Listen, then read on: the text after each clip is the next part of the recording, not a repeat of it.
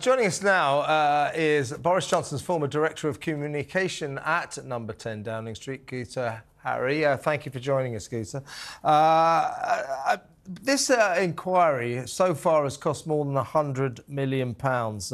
We're only a few months into it. Some people estimate it might go on for 8 years. But even though we're only at the beginning of a long process, for £100 million, given that this inquiry is supposed to deliver answers to find out about the decision-making process, to basically find out what happened during the crisis so that we can learn from it. Do you think we've learnt a damn thing so far? I think the reason Boris Johnson commissioned the inquiry and was very keen to be as helpful as possible with the inquiry is that with something like this that came with a price tag of £400 billion that claimed an awful lot of lives, that wreaked damage that is yet to play out on our country, then of course you've got to understand what lessons there are to be learned, not only because we're looking backwards on that and it's a sort of post-mortem, but crucially because if something like this hits again, and sadly there is a high likelihood of something vaguely similar happening at some point in the future, we would like the system and the personnel in charge to be as capable as possible of taking the best possible decisions in those circumstances.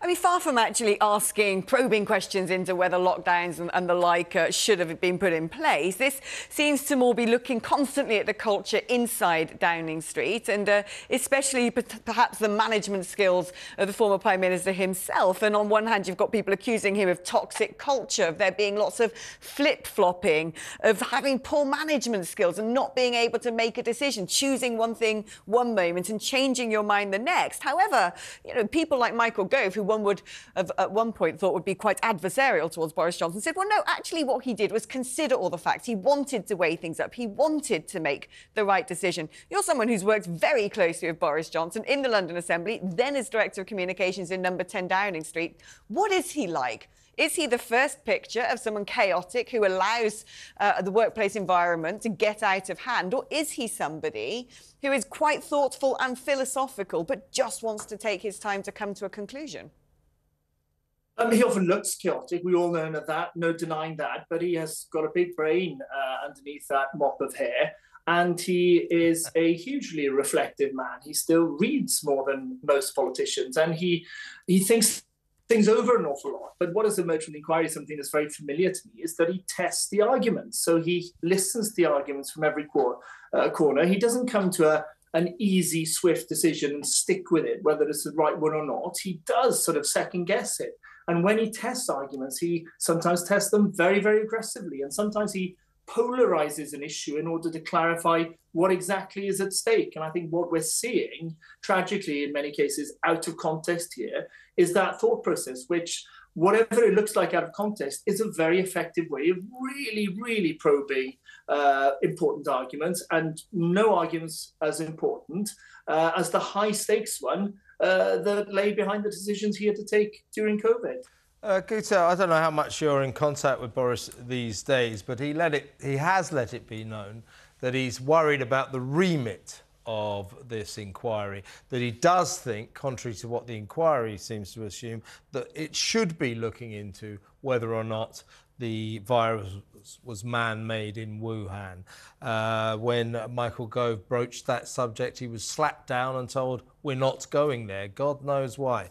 And the other aspect that seems to be outside of the remit, which a lot of people are absolutely furious about, is this kind of precept. You know, this inquiry begins from the premise that lockdowns definitely worked, but we didn't lock down early enough or extensively enough. A lot of people are saying, and I'm wondering whether Boris thinks this, my guess is he does, the inquiry should be asking, did lockdowns work? Should we have done them at all?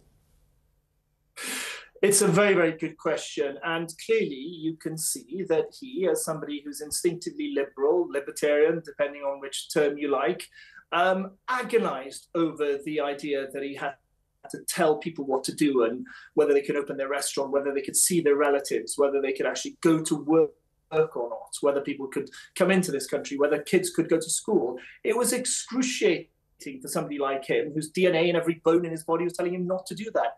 In the end, from what's emerging from his testimony, it backs what actually happened at the time. Whatever his reluctance was, he did go ahead and he did lock down, and he did, therefore, the advocates of lockdown say save an awful lot of lives. But he also saddled the UK with a £400 billion bill. So yes, he would like the merit of all that to be explored. And one of the things he was keen to get across to the judge, who he's has full confidence in and thinks is doing a great job, but he was very keen that she should explore and maybe do away with this myth that somehow there was this straightforward, clear thing called the science, and if only these idiotic politicians could get their pretty little brains around the science, then we would have all lived happily ever after. The science was never that clear-cut. Boris feels very strongly. He was told 1 minute that masks were good, the other they were bad. The way the virus is transmitted, their view on that changed, whether we should close schools, whether we should close borders, their view on that changed. So in the end, it was complicated for all concerned. And for him, above all else, not only was the science kind of moving in different directions, but he was understandably being lobbied by different ministers, making the case, if you're the health minister, for going harder on public health, if you're the Treasury, going harder to save the economy. He was the one man sitting on top of this who had to decide how you balance all those conflicting priorities. An unbelievably difficult judgment call to make in an unprecedented and horrific situation. Yeah, indeed. Well, Guto, thank you so much for joining us. Really fascinating insights there.